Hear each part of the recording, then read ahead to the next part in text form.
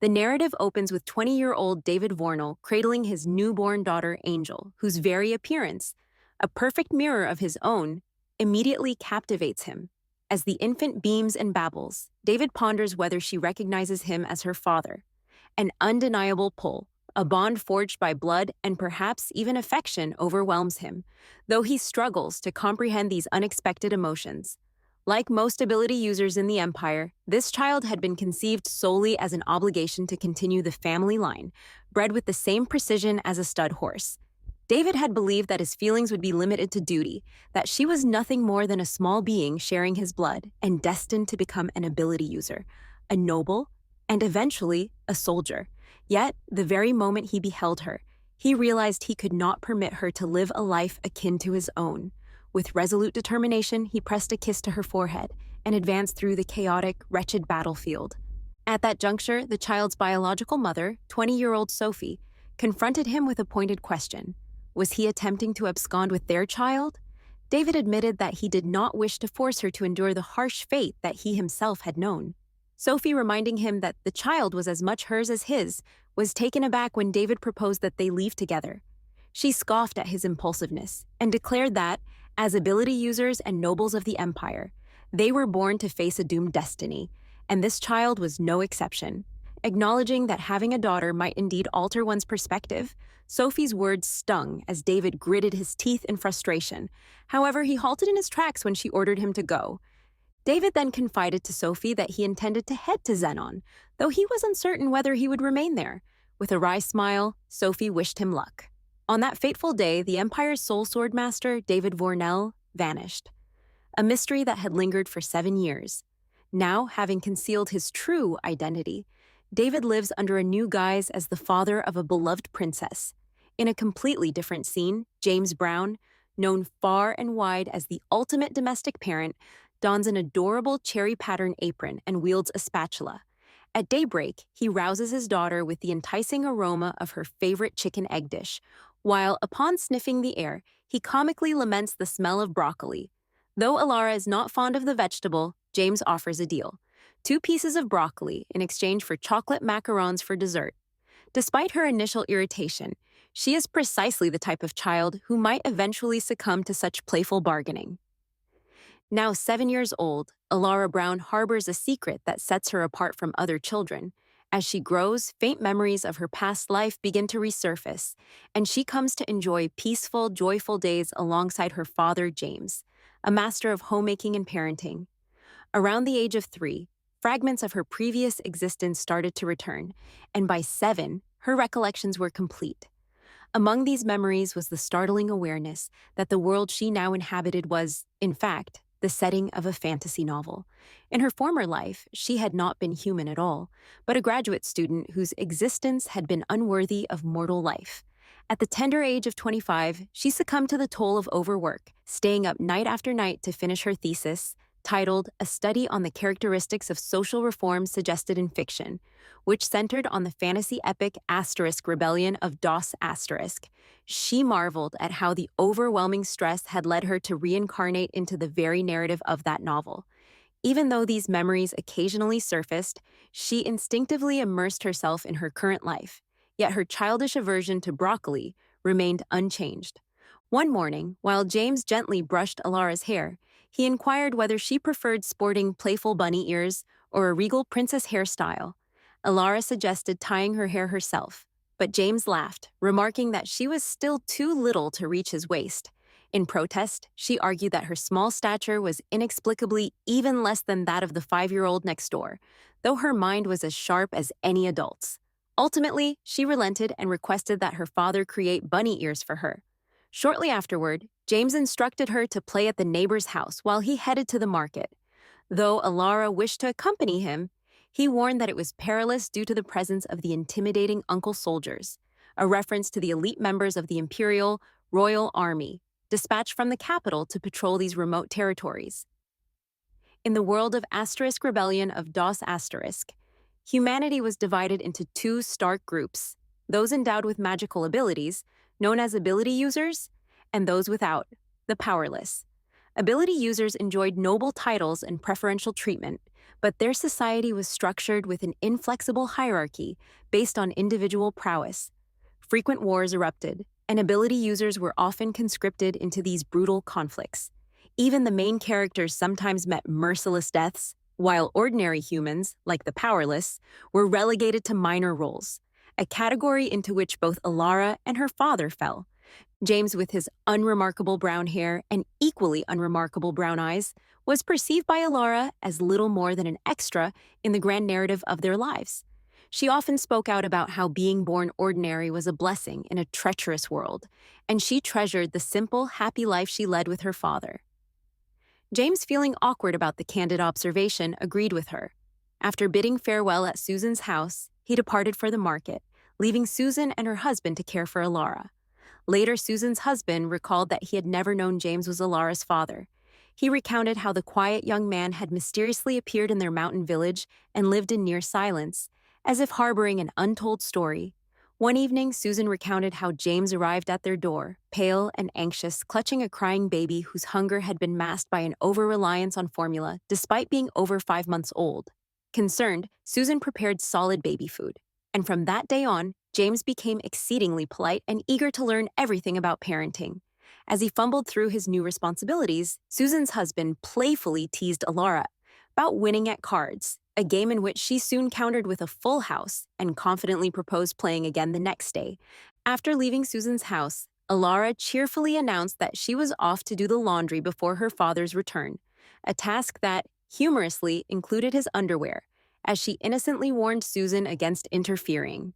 With that, she set off into the woods toward a nearby lake, fully aware that her secret laundry endeavors were something her father disapproved of, yet determined to continue regardless. In her previous life, Alara had been an orphan, and her only recollection of care was that of a kind guardian. Her current father, who had from a very young age managed everything from changing diapers to preparing meals and bathing her. This daily devotion forged an unbreakable bond between them, one that she cherished deeply. She dreamed of growing up quickly so she could someday repay him with true filial piety. As she toiled, she reflected on the tranquility of life as a mere extra, content in its simplicity despite the commoner status imposed on her, a status that rendered her less than human in the eyes of others. Without warning, the sound of approaching hooves startled her. Looking up, Alara saw a line of horses drawing near, only to halt when they laid eyes on the small girl. Recognizing the imperial crest and the distinctive blue cloaks, she understood that these were DOS-class knights of the Empire. One of the soldiers promptly ordered her capture. Using a magic wand to test her, he declared that she was indeed the gifted daughter of David Vornell. In disbelief, Alara protested, insisting that there must be a mistake, but the soldier insisted that his judgment was accurate by mere observation. Desperate, she pleaded with him to release her and inquired after David Vornell. When the soldier asked who David was, her mind raced back to the contents of the novel. David was the formidable commander of the DOS Holy Knight Order, the most powerful military force in the story. In his youth, he had lost his own daughter to the imperial family, and on one fateful day, he had honed his blade for vengeance. It was also then that he had taken in and raised a promising young man named Cheshire as his adopted son, thereby establishing himself as one of the primary protagonists. Observing that the soldiers were searching for David and his daughter suggested that these events were set before the original narrative's timeline, implying that David's daughter was still alive, and leaving Alara to wonder what connection this revelation held for her. Overwhelmed by the situation, Alara begged the soldier to let her sit, warning that she might become ill if forced to remain standing. Recognizing his distinctive black hair and blue eyes, she recalled a character from the story. She attempted to explain that although she bore a resemblance to David, her father was actually James Brown, and that she had been told her features came from her mother, who had long since departed. Just then, James emerged onto the scene, sword in hand, and confronted the soldiers with unwavering resolve. His commanding presence and fierce determination were impossible to ignore. Standing firm with his weapon glinting ominously, he demanded that they release his daughter, warning of dire consequences if they failed to comply. Alara watched in disbelief as her heart pounded, questioning whether her father had lost his mind or was oblivious to the gravity of the situation. even though these men wielded significant power and influence, enough that even a single act of disrespect toward a high-ranking noble could be punishable by death. Her father was not merely being disrespectful, he was openly threatening them with violence. In a final plea to de-escalate matters, Alara urged the soldier to consider that her father was not acting like himself, his behavior driven by a temporary lapse in composure. Her voice, heavy with both fear and urgency, did little to sway the man, who callously shoved her aside and refocused on James. With deliberate, menacing steps closing the distance, the soldier exuded authority and disdain as he demanded answers. Why had he come, and what was his purpose? At the same time, James reiterated his demand that his daughter be released immediately. The air was thick with tension, each side steadfast in its resolve as the confrontation threatened to spiral into further violence. Torn between her fear for her father's safety and her disbelief at his audacity, Alara could only hope that the situation would somehow resolve without further escalation. The soldier then addressed James by the name David Vornell, informing him that the emperor had commanded his immediate return to the order to fulfill his duty. Once more, Alara protested that her father's name was not David. The knight insisted, however, that several years had passed and that it was time for him to end his life as a fugitive. Citing Pavilion military law, where deserters were subject to immediate execution until their whereabouts were verified and treated as Class 1 criminals, he reminded David that, despite his past devotion and abilities having once earned him the emperor's favor, all his previous transgressions had now been overlooked no longer. The soldier relayed the emperor's decree. From that moment on, David Vornell must return to the order and resume his duty. David smirked in response, remarking wryly that the emperor's words were as flashy as ever, likening them to an empty kennel kept ready for its stray dog's return. Realizing that she must act before matters worsened, Alara bit the soldier's hand and broke free, dashing toward her father. The knight commander quickly intercepted her, and in a meek tone, she implored him to spare her father's life, apologizing and promising to cooperate fully with any investigation if it meant they could locate David, whichever name he now bore, in exchange for her father's safety. In that moment, James unleashed a tremendous surge of energy, a display that caught the commander's attention and confirmed Alara's immense shock. The 27-year-old single father, who had long hidden his true identity in a secluded mountain village, now revealed who he truly was. The commander handed Alara over to a guard, instructing him to ensure she remained unharmed. Embarrassed, Alara apologized, admitting that she had only just learned the truth. The commander then attempted to charge David, but David retorted angrily, questioning how the commander intended to subdue him. When the soldier dared to touch his daughter, David's anger flared and his grip on his sword tightened. A guard, holding Alara, pointed his sword at David, ordering him to stop and surrender peacefully to guarantee his daughter's safety. This only incited further fury in David, who mocked the so-called Holy Knight order for threatening his child. The commander maintained that he was simply executing the emperor's orders, reiterating that the emperor had commanded David's return by any means necessary. David declared that he had renounced the Vornell name and no longer wished to live under the imperial family's oppressive rule. In response, the commander pointed his sword at him and declared that this was not a matter of choice, but one of obligation. Another guard reiterated the need to protect Alara at all costs. At that point, Alara, in a clear and decisive tone, summarized the situation. Her father, whom she had assumed to be merely an extra in the background, was in truth the hidden protagonist David Vornell, and she was an integral part of his epic. This revelation, steeped in the tragedy of his youth, when he had lost his own daughter to the imperial family, was the catalyst for his quest for vengeance. Overwhelmed by the reality of the narrative, Alara silently wept for the simple life she once knew as an extra. With unexpected clarity, she clapped her hands happily and declared that they would follow the emperor's commands, and that her father would rejoin the Knight Order that very day. The commanding soldiers were visibly stunned by her resolve. Teasing him for having deceived her, Alara's words elicited a laugh and a tender apology from David, who praised her cleverness for buying them precious time to escape. As he began packing their belongings, Alara remarked that, despite the dire circumstances, her father sometimes looked as ridiculous as the village idiot, scary only because the knights were threatening harm. Yet, with a decisive sigh, she insisted that instead of running away, they should return to the Empire and rejoin the Knight Order. She declared her desire to live proudly in the capital and vowed to enroll in the Ability Training Academy to earn her badge as an ability user, for she was one by birth. David turned pale, questioning how she had come to know about the academy, and she revealed that Uncle Joe had informed her. David explained that he had always known this day would come, that the time would arrive when men like those outside would come for them. Even though he had fled the capital to spare Alara the fate of an ability user, he admitted that the noble life, though seemingly glamorous, held a much darker reality. In the Pavilion Empire, ability users were treated like royalty, granted noble titles, expansive lands, and vast wealth. They commanded the loyalty of many. Yet, these privileges came at a steep cost. They were expected to serve as the emperor's sword, shield, and staff, dedicating their lives as members of the imperial elite. In an empire where each day was a battle against magical beasts, these elite soldiers were little more than glorified war slaves. David recalled the sorrow of a friend he had met the day before his friend's death, pondering who might fall next and how long he could possibly survive. He confessed his terror at the thought of Alara enduring such a life.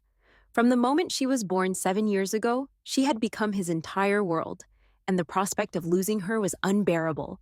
With tearful resolve, he embraced her, and she, understanding his deep sorrow, promised to support him. She reasoned that if he did not return, the country would inevitably collapse. In the original narrative, David had rejoined the Night Order to avenge his lost daughter, even adopting the promising young Cheshire, who would later meticulously plan a rebellion from within the Order and spark a revolution. According to that story, in roughly 10 years, the imperial family would enact a mass extermination policy against non-ability users, a literal genocide of the ordinary, and only David Vornell could stop it.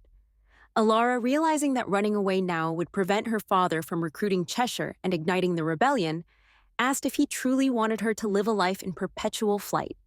David reminded her of her earlier wish for a simple life with him. Then, after a brief change of heart, Alara excitedly proclaimed that, as the daughter of an ability user, she would be the most powerful noble of all, dreaming of a life filled with macarons every day and dresses adorned with ribbons. Drawing on memories from her past life, she resolved to expedite finding Cheshire so that David's revolution would succeed. She declared that she wanted to be a noble and a true princess, explaining that returning to the capital would free her father from the drudgery of chopping wood and selling it in the market, and she teased that she would no longer have to do laundry, despite his constant reminders to the contrary. With a mix of defiance and innocent determination, she even threatened to claim a different surname if David did not accede to her wishes. In the end, David relented, and father and daughter prepared to depart with the Holy Night Order. Alara paused to gaze at her cherished cottage, filled with memories of a childhood she never imagined would end in such a manner. Her simple countryside life was over, and she wondered what awaited her beyond. Soon their carriage came to a jarring halt as Alara spotted a growing crowd in the distance. Curious, she asked her father about the commotion. The commander explained that the crowd was comprised of werewolves. Alara's eyes widened in shock as the commander admitted he had known that their habitat lay nearby, though he had not expected them to descend upon the village. He instructed everyone to remain calm while he dealt with the threat, and David, frowning in frustration, warned Alara to stay put and not venture outside. Exiting the carriage with orders for the commander to shield it, David solemnly declared that he would risk his life if even a scratch befell his daughter. The commander countered that such extreme measures were unnecessary, prompting David to brandish his sword and demand to know how long he was expected to wait while the commander handled one werewolf at a time. With breathtaking confidence, David charged at the herd, his blade slicing through them in mere seconds. Alara, left dumbfounded, witnessed firsthand the power of the strongest man in the world. A noble from a distinguished family that produced only top-tier ability users, the very backbone of aristocracy. He was, after all, the Empire's only swordmaster, known as the Silver Wolf of the battlefield and the undefeated soldier, David Vornell.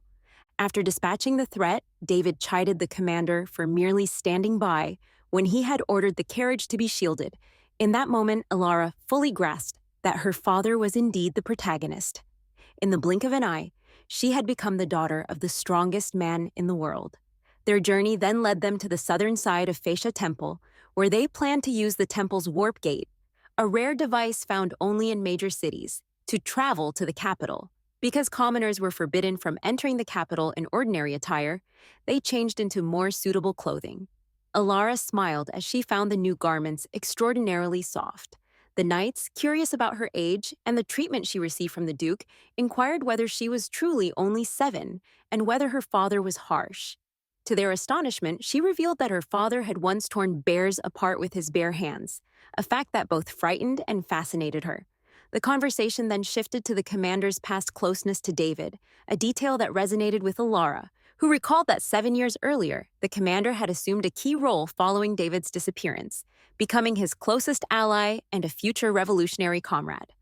After changing their attire, David entered the room where Alara ran to him, and he embraced her tightly, calling her his angel and affirming that she was his true princess. The commander, with a wry smile, remarked that David could be overwhelming at times and suggested they not waste any more time. Soon they passed through a portal where a host of priests greeted them, and Alara, mesmerized, took in the bustling streets of the capital. As they made their way home, she resolved to stay focused, understanding that the protagonist no longer needed to obsess over revenge for his daughter. Realizing that she had inadvertently jeopardized the original narrative, Alara decided that from now on, they must follow the established storyline. While traversing the capital, she observed blatant discrimination as many bowed in deference to them, a stark reminder that without such injustices, the spark for revolution would never have been lit, a spark that would later fuel her thesis in her past life.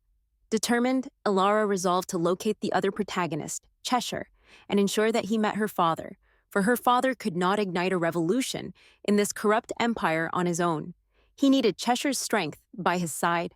Cheshire, one of the most powerful ability users and originally an abused, illegitimate child who was later adopted by David Vornell, remained an enigma in the unfolding tale. Alara pondered the mysterious circumstances of Cheshire's first encounter with her father, a moment the novel had never fully detailed. Given that David's daughter was clearly still alive, it seemed he had little interest in Cheshire, so Alara decided that she must contrive their meeting, even if it were as difficult as finding a needle in a haystack.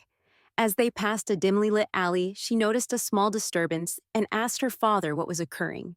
David dismissed it as a trivial conflict, reassuring her that the patrolling security forces meant there was no real danger. However, Alara insisted on intervening to stop the fighting. Though her father hesitated, worried for her safety, Alara argued that his strength should protect her, and eventually, David consented. Approaching the scene, she found 2 boys roughing up another boy.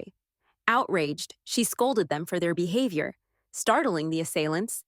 The boys then approached David politely to inquire about the disturbance, explaining that the altercation had begun because the commoner boy had failed to greet them properly.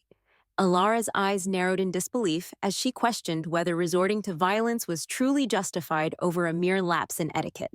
The boys exchanged puzzled glances, unable to comprehend her fury, as they maintained that their actions were perfectly acceptable, a mundane exercise of authority over someone of lower status.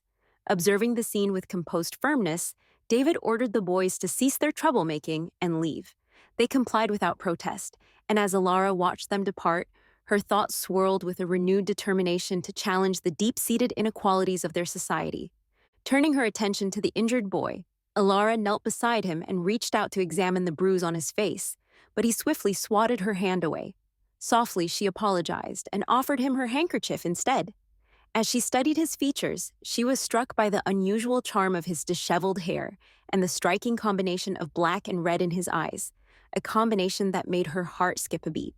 In that instant, she realized that this was none other than Cheshire, the enigmatic figure shrouded in mystery within the original narrative.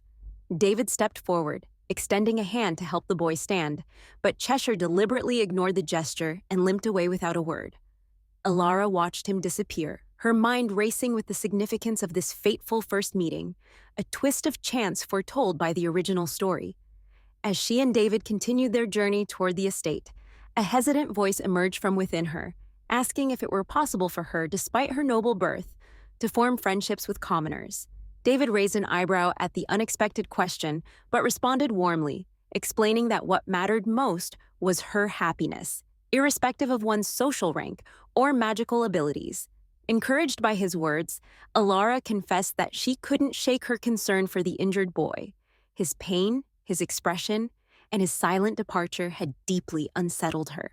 Determined to find him again, she expressed her desire not only to ensure he received proper care, but also to befriend him.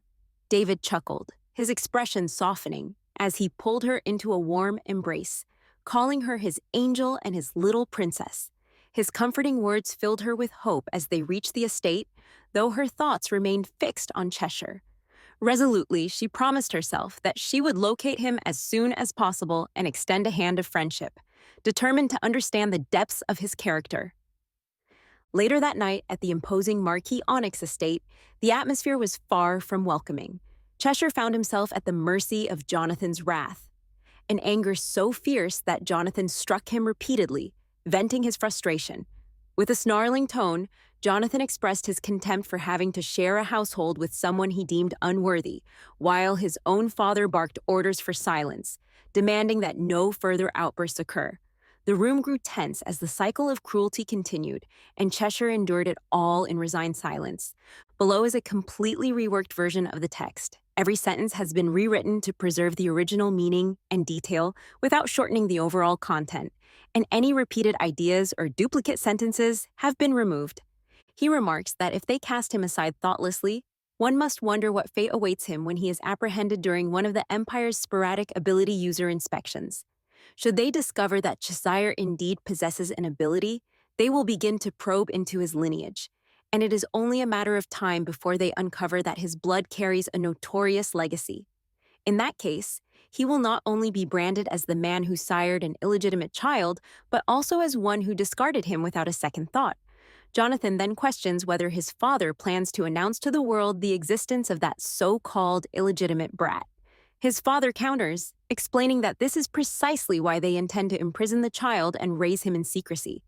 In a fit of indignation, Jonathan proposes that the boy be eliminated quietly, without anyone ever learning of his demise, as he finds it unbearable to even share the same atmosphere with him. At this, the Marquis shudders and hesitates before departing, admonishing Jonathan never to attempt such a drastic measure again. In the midst of these turbulent thoughts, Jonathan channels his fury onto the boy, beating him until his skin turns black and blue. Meanwhile, Cheshire silently ponders whether someone like him truly possesses any real powers. With heavy eyelids and exhaustion weighing him down, he longs for an end to the ordeal. He later lies still on the ground, motionless. In his thoughts, he entertains the notion that dying might be simpler, yet he wonders if the fear of death is what holds him back. Retrieving Elian's handkerchief from a tattered pocket, he recalls the earlier tumultuous events. Elsewhere, as Alara stands outside the Vornell estate, her nerves begin to fray. David, with a reassuring laugh, shows her that there is nothing to fear. Alara is perplexed by the absence of a certain eye, recalling that it has been many years since she last saw her family. The Vornell staff then rush out to welcome their master, and the butler tearfully reunites with him, his eyes lighting up as he introduces himself as Ron. As they step inside, Ran informs David that they had received word that the Holy Knights had been commanded by the Empire to retrieve the Master, though none had dared to hope for his return. As they converse about the current Master, Alara slowly comes to understand that he is her father's father, the man whose imposing presence was unmistakable whenever he appeared. Nordic Vornell, a noble to his very core much like her father, is also known to possess abilities of the Dos rank. When Alara read about him in the original account, his dignity practically leapt off the page. He had been exceptionally kind to Cheshire, maintaining an air of indifference in public while secretly managing everything behind the scenes. Alara dares to hope that he might be as benevolent to her as he was to Cheshire, though she wonders if that is asking too much. Ron further reveals to David that his sister, Lady Ordia, had been convinced she would eventually return and had been staying with the young masters for the past 2 weeks. This revelation is the first time Alara has heard of her father's sister, as she was never mentioned in the original narrative. Ran then informs David that he will instruct the dining staff to prepare a grand feast. Alara's eyes widen in astonishment as she steps into the opulent lobby of the palace, where every detail, from the intricately carved moldings to the glittering chandelier, seems otherworldly. Overwhelmed by the cavernous scale and the echoing steps on the grand staircase, her heart races with nervous anticipation as they approach a heavily carved door. David pushes it open, unveiling a stately study bathed in warm light and lined with towering shelves filled with books. Inside the study, Lady Aya's eyes grow wide in astonishment upon seeing her long-lost brother after so many years. Their father, Nordic, remains seated with a presence that dominates the room despite his silence. David greets his father with a casual smile, seemingly unfazed by the tension hanging in the air, while Alara lingers at the threshold, overwhelmed by Nordic's imposing figure. The intensity of his presence nearly suffocates her, and her nerves threaten to overwhelm her until, without a word, Nordic rises from his seat. His stern expression darkens as he turns to face David, the air growing heavier still. Alara instinctively steps closer to her father, seeking solace even as David remains relaxed and offhandedly remarks on how much Nordic appears to have aged over the years. The comment visibly wounds Nordic's pride. His grip on his walking stick tightens, and energy begins to crackle around him as his anger mounts. Before his wrath can escalate further, Lady Ordia intercedes firmly, reminding him of the child standing in the room, and her words force him to pause. Nordic's gaze then fixes on Alara, whose body stiffens under the weight of his scrutiny. His expression hardens further as he addresses David, his tone cutting as he chastises his son for having vanished without a trace, for raising a child alone for 7 years without even sending a word to the family about his well-being. Alara feels her chest tighten with guilt, interpreting his harsh words as a rebuke of her own existence, believing that Nordic despises her for keeping David away from his family all these years. The thought churns her stomach and brings tears to her eyes as she silently condemns herself, thinking that if she were in Nordic's position, she too would loathe someone like herself, even though she had not expected a warm reception. Despite the sting of Nordic's reaction, she tries to console herself by reasoning that his anger is natural and justified, though deep inside she realizes she never wants to be the source of her family's bitterness. Lowering her gaze, she mutters a quiet apology, her voice trembling with remorse. At that moment, David steps forward gently, reassuring her by asking why his princess feels compelled to apologize, and then turns to Nordic, with a calm yet firm tone, urging him to soften his expression so as not to frighten Alara. Nordic silences him with a sharp glance, his attention returning to Alara, whose heart races as she braces herself for a potential outburst. To her utter surprise, instead of unleashing more anger, Nordic's hardened features soften ever so slightly as he leans in to gently caress her cheek with a warm, calloused hand. Alara's eyes open wide in disbelief at this unexpected tenderness as she looks up to her grandfather. Though his gaze remains intense, a trace of compassion now glimmers within it.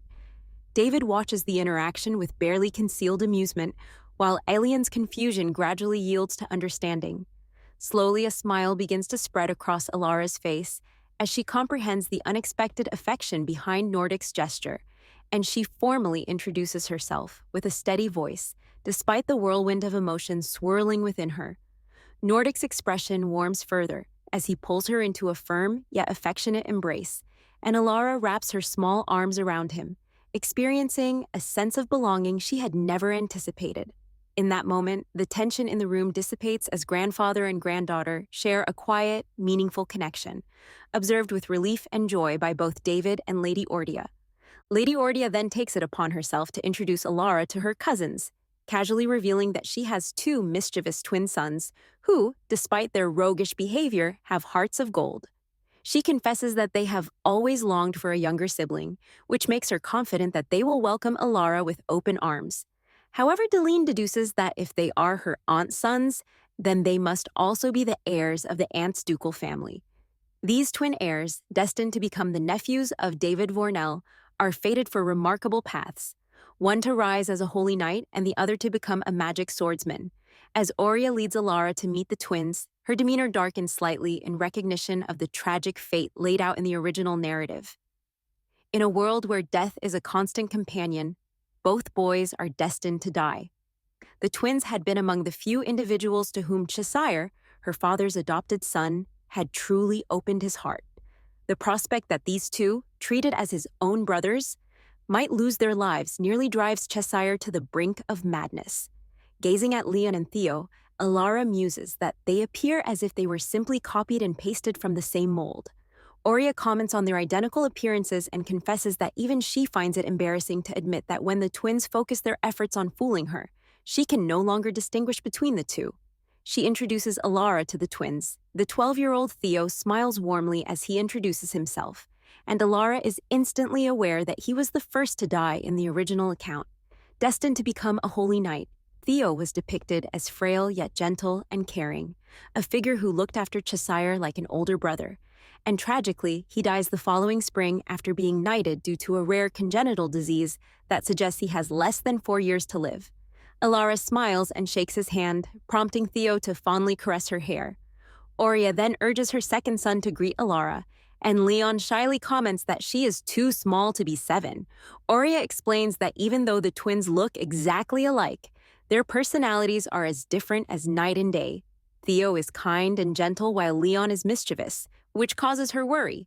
Leon attempts to argue, but Aurea quickly hushes him, instructing him to mind his manners and speak politely. She reminds him that he has been warned on multiple occasions that if he continues to act out, girls will not like him, citing a recent incident in which his antics with a giant spider had frightened Lady Ballerina. Leon retorts that Lady Ballerina had confessed a fondness for spiders, claiming that his gift was meant as a friendly gesture and not as an act of provocation. Fidelaine, who is present, stares at the pair, realizing that raising sons must indeed be exhausting. Although Leon is destined to become a magic swordsman, known for his playful demeanor and a tendency to blurt out unfiltered thoughts, which often led to bickering with Cheshire, he in truth cares deeply for Cheshire.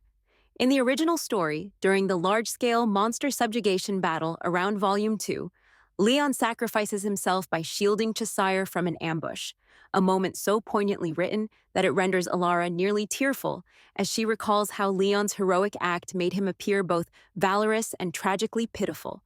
Gently tugging at Leon's sleeve, Alara introduces herself and suggests that they might even hunt spiders together, as she too is fond of large spiders. Leon, after a moment of quiet contemplation, unexpectedly pinches her cheeks rather roughly, causing Alara to cry, tears that come not solely from physical pain, but also from the emotional turmoil stirred by memories of the original narrative. Leon remains silent afterwards, thinking only that she is cute, and Aurea chides him to apologize quickly. Feline reassures Leon that she is fine and that it did not hurt, though she warns him to pinch a little more gently next time, leaving him red-faced and shy as he agrees.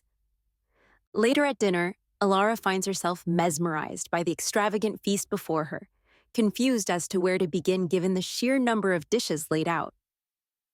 As she hesitantly trails behind, the master of the house, Nordic, makes his entrance. Aurea questions him about David's whereabouts, and Nordic informs her that he will join them shortly after he unpacks. Alara is so nervous that she struggles to even determine whether the meal tastes good. Nordic then turns to Leon, remarking that he had heard about a commotion he caused. Aurea chimes in that Leon has already apologized to Lady Ballerina, and she herself apologizes, mentioning that she even plans to have tea with the Countess Ballerina before leaving. Hearing this, Alara deduces that the giant spider incident has taken on greater proportions than anyone had anticipated. Nordic asserts that, as a 12-year-old Vornell, Leon should understand the responsibility his name carries, and he advises Leon to reflect carefully on his actions to avoid tarnishing the family reputation in the future. Leon apologizes as Alara quietly observes the scene, noting that her grandfather is exactly as depicted in the original tale, a paragon of nobility who upholds etiquette and decorum as if his very life depended on it, and who harbors an intense aversion to anything undignified. Meanwhile, Alara grapples with her own challenges. Having never been taught the proper etiquette of nobility, she finds herself uncertain even about the proper way to eat a steak. In a small act of defiance, she steals a glance at Leon, who notices her hesitance and inquires as to what is amiss. Theo soon joins in, asking if she is already full. Suddenly, Alara finds herself the center of attention at the table, forced to confront her lack of familiarity with proper table manners. Torn between honesty about her ignorance and the fear that revealing her naivety might invite further pity, she hesitates. Recognizing her plight, both Theo and Leon exchange understanding nods. Just then, David appears, and Alara feels an internal surge of relief at the sight of her trusted savior.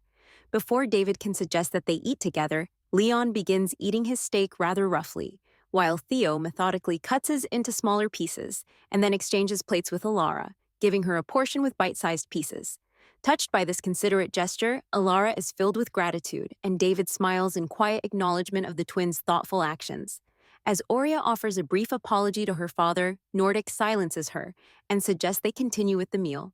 At last, Alara is able to savor the delicious steak, and after dinner, David leads her to her new room. Overjoyed, Alara exclaims that she loves her room. David then asks if she remembers the boy they encountered in the alley earlier, promising that he will search for him immediately so that they may offer any needed assistance. Although Alara is thankful for the reminder, she had been contemplating the matter herself. She is well aware that, regardless of her father's actions, finding Cheshire will be a challenge. They had crossed paths by chance earlier, and according to the original narrative, he and her father will not meet again for another 2 years. At present, Cheshire is being kept hidden and raised on Marquis Onyx's estate, while David, having returned after a 7-year absence, is still unacquainted with the inner workings of the capital. He is not the type to rely on underground, illegal guilds to search for someone, and Alara suspects that she may eventually have to assist him. After all, when her father suggests that it will be nearly impossible to find Cheshire, Alara hugs him tightly and proposes that they retire for the night. The following morning, Ran introduces Alara to the household maids, Jetty and June, and informs her that David will now be confined to his office as he resumes his duties as the head of the household after his long absence. Alara finds this arrangement understandable. After exchanging greetings with the maids, the butler announces that he will update Alara on the day's schedule. He explains that the master has ordered her education to commence immediately, and that her teachers are scheduled to arrive at 10 a.m. Alara notices that the teachers seem somewhat apologetic about beginning her studies the day after her arrival in the capital, but little do they know that this is exactly what she has desired. With a burst of excitement, she proclaims that she is eager to study and will do her very best. The butler becomes tearful as he remarks that she bears an uncanny resemblance to the young master when he was her age. Shortly thereafter, Alara's math class begins, and she soon finds herself battling boredom as Countess Lena, the math teacher, proceeds to instruct her on basic addition and subtraction, although she is capable of handling lessons in etiquette and the liberal arts, which are essential for a noble. Solving elementary arithmetic problems proves to be a different challenge altogether. The Countess, growing increasingly exasperated with Leon's attempts to assist Alara with her answers, scolds him sharply. Alara, aware that she must locate Cheshire as soon as possible, realizes that she cannot afford to waste time on simple math problems. Cheshire, who was adopted by her family at the age of 13, should now be 11 years old based on the age difference with her father. This means that he must endure 2 more years of abuse at Marquis Onyx estate, a fate that Alara is determined to prevent. To achieve this, she knows that she must find one crucial person, the future head of the Intelligence Guild, who is destined to become her father's ally in the years to come. If she can locate him in advance and persuade him to join their side, not only will rescuing Cheshire become easier, but every subsequent challenge they face will be more manageable. However, to meet this individual, Alara must first sneak out in the guise of a mere 7-year-old, a task fraught with nearly insurmountable restrictions. Meanwhile, she finds herself stuck in a study room, solving math problems, having already memorized the entire 19 times table. Her concentration is broken when the Countess, now staring at her work in utter shock, exclaims that she has soiled her paper without even noticing. Alara, staring at her paper in disbelief, realizes that she has unconsciously written out the entire 19 times table. Even the twins are taken aback by this display of mental arithmetic. Panicked at first, Alara soon considers that the situation might not be entirely negative. After all, there are always a few children who excel at mental math. Determined to reduce wasted time, she resolves to quickly finish the basics so that she can help her father. With an excited tone, she asks her teacher if she completed the exercises correctly. When the teacher inquires how she managed it, Alara replies that she had explained it so clearly that it made everything simple. The teacher, momentarily confused, asks what exactly she had taught her, and Arlene chimes in by saying that if 2 apples appear 3 times, they become 6, thanking her for the lesson. At her utter relief, Alara hopes her teacher will let the matter pass, and ecstatically, the teacher declares that the princess is a once-in-a-100-year genius, a rare talent indeed. She promises Alara her utmost support in her education, even though Alara does not yet realize that this particular act of brilliance will later trigger unforeseen disasters. After classes conclude, Alara eagerly seizes the opportunity to enjoy some delectable confectionaries with the twins and her aunt. The pleasant moment, however, takes an unexpected turn when her aunt notices the arrival of Countess Ballerina outside, accompanied by her daughter Erica. Spotting Erica from a distance, Leon immediately ducks out of sight and clutches Alara tightly in a show of urgency. He groans in frustration, muttering about how vexing the situation is. Theo, observing the interaction, chuckles and offers a tidbit of information. Leon does not harbor particularly warm feelings toward Erica. In fact, a recent incident has come to light. During one of Erica's visits, Leon attempted to frighten her away with a giant spider, an ill-conceived prank that went awry and resulted in Erica getting hurt, thus earning Leon a severe scolding from his mother. Meanwhile, Erica cheerfully approaches Leon, only to freeze when she sees him embracing an unfamiliar girl. Her initial bright expression rapidly shifts to one of suspicion as she demands to know the identity of the girl. Oblivious to the shift in the atmosphere, a tension akin to a battlefield of conflicting emotions, Alara casually mentions Erica's recent fever in an attempt to change the subject. However, once it is revealed that Alara is Leon's cousin, Erica's demeanor softens dramatically. Pushing Leon aside, Erica warmly greets Alara, apologizing with a playful laugh and suggesting that Alara might as well start calling her older sister. In stark contrast, Leon's face contorts with disgust as his expression betrays his true thoughts, and Alara, now acutely observant of the dynamics, realizes that Erica's affections are not directed toward Theo, the seemingly obvious candidate for romance, but rather toward Leon, a fact that suggests Erica has a penchant for so-called bad boys, much to Leon's mounting frustration. Later that evening, after David finishes his work, he rushes to his room and embraces Alara tearfully. They exchange heartfelt words about their day, and David compliments her on her brilliance. For a moment, Alara feels uplifted by the pride her father shows in her, although she soon questions whether she truly is a genius. The scene then shifts to Alara being introduced to Robert Quinn, a member of the Magic Tower's gifted talent department. David advises her not to be nervous and to simply answer Robert's questions, reassuring her that it is acceptable to admit if she does not know an answer. Earlier, the Countess had informed David of Alara's academic progress, declaring that she was so exceptional that no ordinary teacher could adequately educate the princess. She had even suggested that Alara should be scouted by the Magic Tower for early gifted education.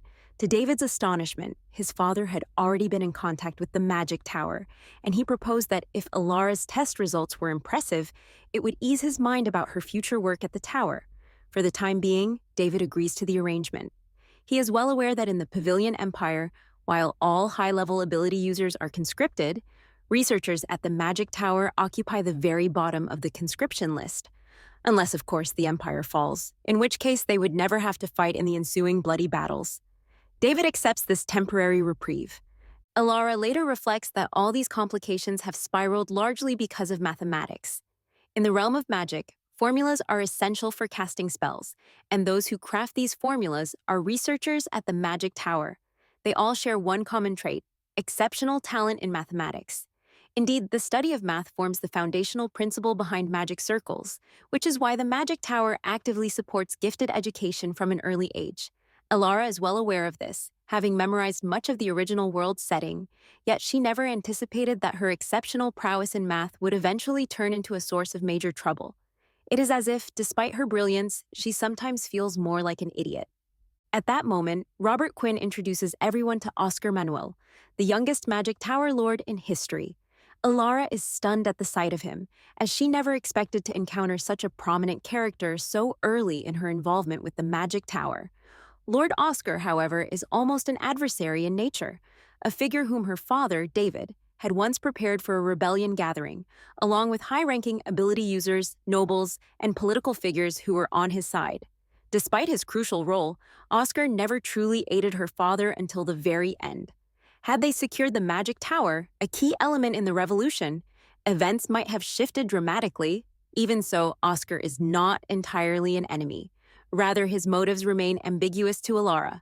Unsure whether he is spouting empty rhetoric or if he conceals genuine understanding of her secret, she resolves to feign prodigious talent in order to win him over.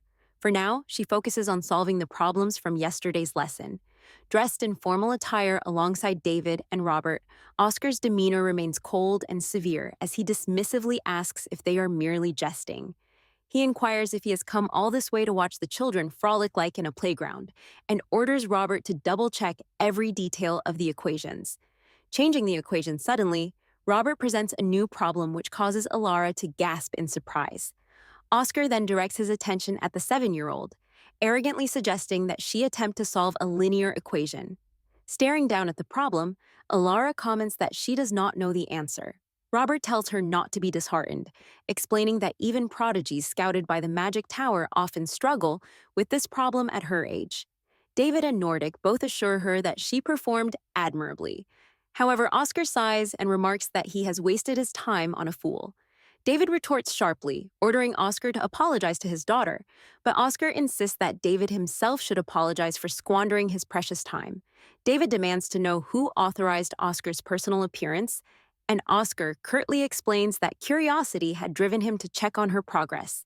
He adds that although Alara is the daughter of David Vornell, she appears no different from the other disappointing children he has encountered. In response, David reminds him that he could never do what his daughter has accomplished at the age of 7. Oscar counters that he, too, had achieved similar feats at that age. A tense exchange ensues in which David insists that Oscar apologize, but Oscar continues to hurl insults, claiming that Alara is one among many mediocrities in this field. Finally, Alara intervenes, stating that if she answers the equation correctly, Oscar must apologize to both her father and grandfather for his rudeness. Oscar smirks and, albeit reluctantly, agrees to the condition. Despite David's suggestion that she not strain herself, Alara begins working through the equation. Within minutes, she finishes and confidently announces that Oscar Manuel is 17 years old. Taken aback by her swift response, Oscar concedes defeat and apologizes for any offense he may have caused. Alara is shocked by the sudden change in his demeanor. Just moments before, he had been so insolent. Yet now he is overly polite. She wonders if he had been on the verge of an explosive outburst, only for some kind of strange madness to settle in his eyes. After this incident, Oscar joins the Vornell family for dinner and later offers to tutor Alara personally.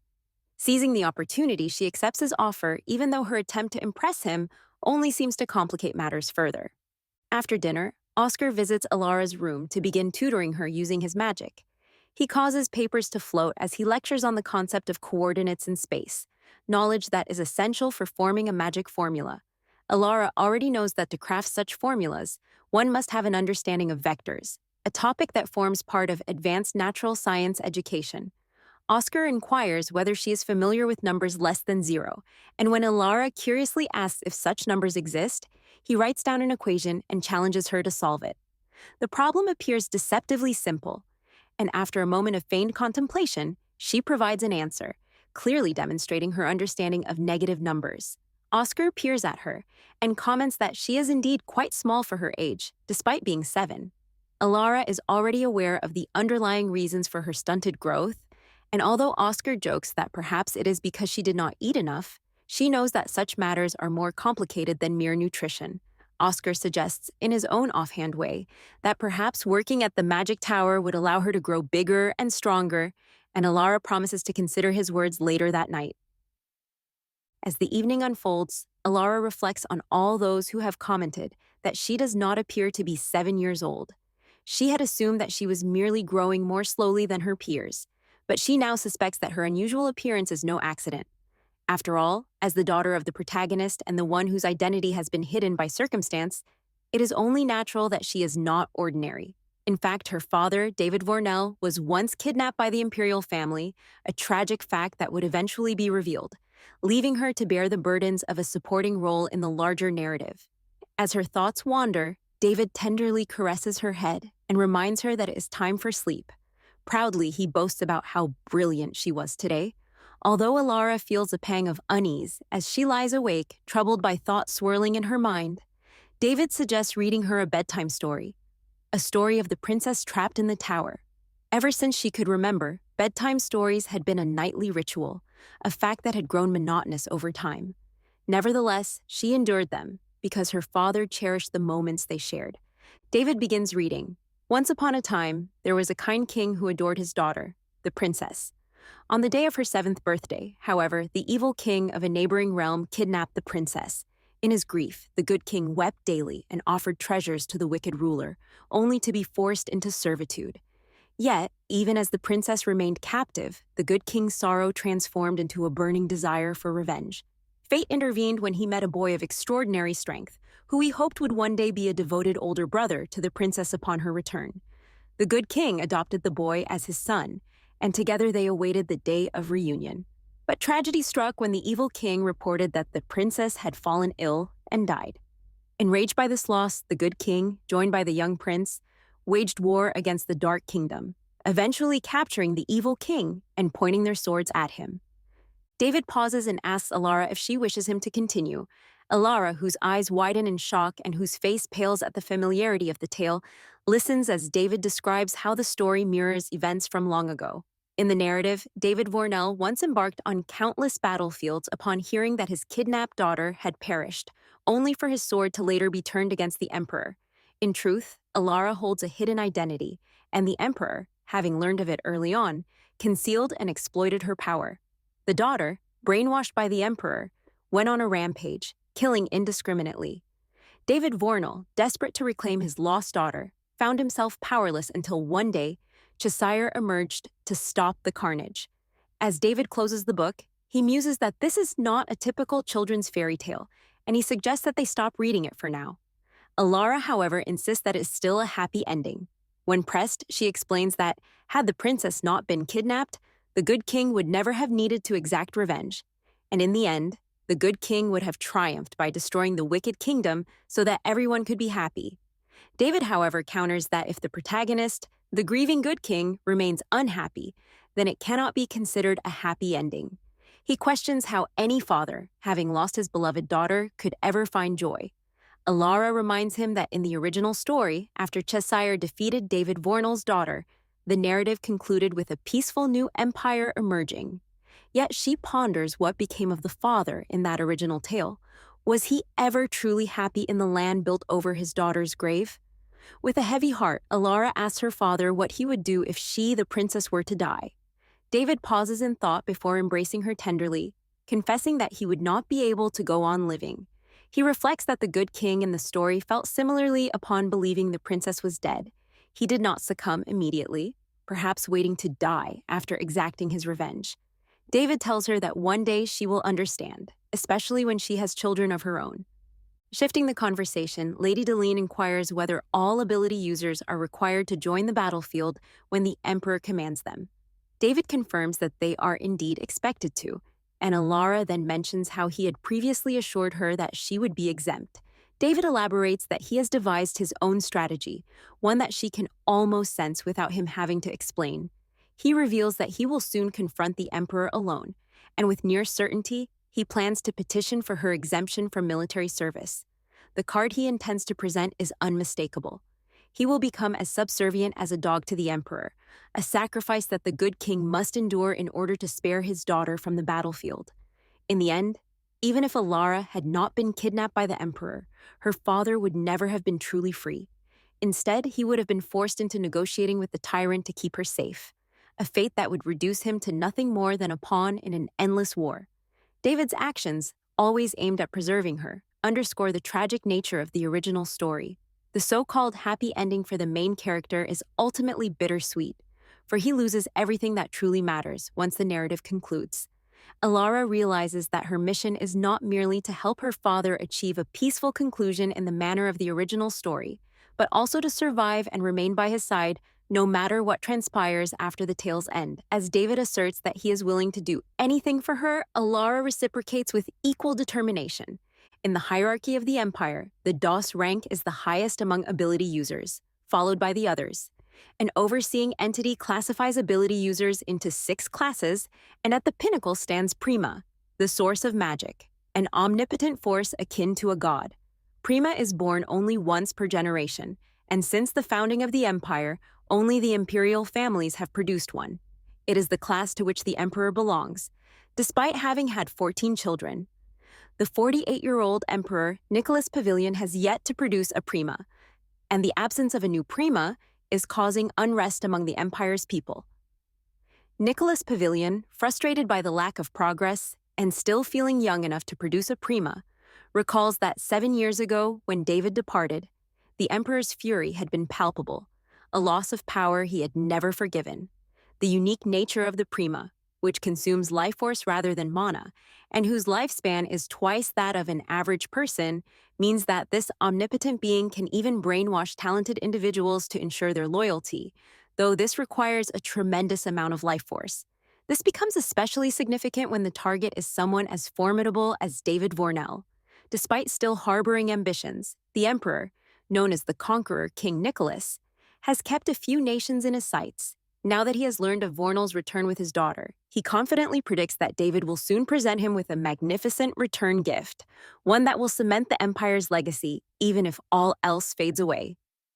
The next morning, Alara awakens with a gloomy realization that if she continues to grow at this slow pace, her true identity will eventually be exposed to everyone. Before she can dwell on this further, she remembers that her first priority is to rescue Cheshire. According to the plan, once she secures Cheshire's safety, she must promptly enroll in the Ability Development Institute, a crucial step, as only those with talent are granted the proper training to harness their abilities. In the capital, only the emperor holds the power to unlock the latent potential within these talented individuals, and Alara knows that she must begin using her own abilities as soon as possible. By tapping into her power and consuming life force, she can accelerate her growth to match that of others, thereby concealing her true identity. Her reverie is interrupted by the maids, who discuss the latest rumors about the emperor's child. Apparently, this time around, the imperial family has not produced a prima. They mention that whispers abound that the gods have abandoned the imperial lineage, an extraordinary occurrence given that the first or second child in every imperial family had always been a prima. Only a prima, and only a descendant of the emperor's blood, can become the crown prince. Yet Alara knows, deep in her heart, who the real prima is supposed to be. She is convinced that no prima will emerge in this generation. As her thoughts drift to the urgency of rescuing Cheshire, a mission that can be delayed no longer, Alara asks a maid for directions to the dispensary. There she meets Dr. Flynn, to whom she hands a bouquet of flowers she brought especially for him. In a hushed tone, she inquires whether he has any fairy tears, as she has heard that these rare, enigmatic healing herbs are reserved exclusively for the royal family and are dispensed only once a month to a select few. Dr. Flynn, clearly impressed by her poise, confirms that he does indeed have some and expresses awe at her precociousness, acknowledging that she is a direct descendant of the Vornell family. When Alara requests a small amount to prepare tea for her father, Flynn readily agrees. Now, with everything in place, Alara realizes that all she must do is sneak out. However, she is acutely aware that during springtime, a guardian is required for children to venture outdoors. If she were to ask permission, she would likely be hauled back inside by her hair. As she ponders who might be strong enough to escort and protect her on this secretive excursion, someone gently pokes her cheek. It is Leon who suggests they play together once her classes are over. Alara smiles broadly at the solution. Her older brothers, the twins, are gifted individuals who have already graduated from the training academy and have unlocked their abilities to a dos rank, making them the strongest in the household after her father, David. The first challenge, however, is persuading the twins to leave the palace. Alara theatrically collapses onto the floor, complaining of hunger and expressing a desire to eat commoner food rather than the lavish palace fare. When she mentions that she longs for the simple meals she used to share with her father in their former home, the twins contemplate calling the chef to prepare something more familiar. One of them even suggests simply leaving the palace to dine elsewhere. Their mischievous plan brings a happy smile to Alara's face, although she is well aware that if their mother were to learn of their scheme, they would face a severe rebuke. Nonetheless, the twins eventually devise a plan to sneak out of the palace. As they make their exit, Theo begins to feel unsteady and even admits that he is dizzy, though he quickly insists that he is fine. Alara recalls that he suffers from a rare disease, a congenital condition that was purposefully woven into the original story. Theo's illness, which was introduced as a stepping stone for Chezire's personal growth and as a device to tug at the reader's heartstrings, is known as monarch clash. This rare condition, in which divine energy and magical energy collide within his body, causing periodic seizures, means that Theo is living on borrowed time. Although the disease is said to be curable, its prognosis remains grim. Once Theo has fulfilled his purpose in healing Chezire's long-shut heart, the stage is set for his inevitable demise. Alara reflects bitterly on the cruelty of the novel's author as she considers Theo's tragic fate. In a poignant moment, Chezire, whose own journey has been marked by struggle, finally manages to decipher the ancient text that speaks of the saint's heart. After Theo's death, Chezire, having been unable to shake his obsession with the text, finds the saint's heart and lays it upon Theo's grave, whispering apologies for his tardiness.